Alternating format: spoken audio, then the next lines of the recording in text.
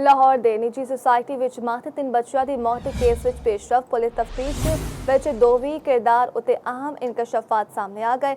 घर तो मिलने वाले बर्तना उत्ते बच्चों की मां के फिंगरप्रिंट सब तो वध पाए गए।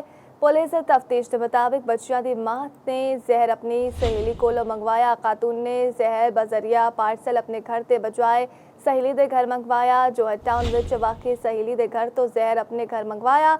जाबा खातून ते सहेली 2005 कॉलेज फैलो रही। पुलिस ने शामिल तफ्तीश कर लिया। जहर पार्सल के जरिए भिजवाने वाला शख्स मंजर आम तो गायब है। जहर फराहम करने वाले मुलजिम की गिरफ्तारी दियां कोशिशां जारी। लाहौर की निजी सोसाइटी में मात्र 3 बच्चों की मौत के केस में अहम पेशरफ पुलिस तफ्तीश में दोवें किरदार उत्ते अहम इनकशाफात सामने आ गए।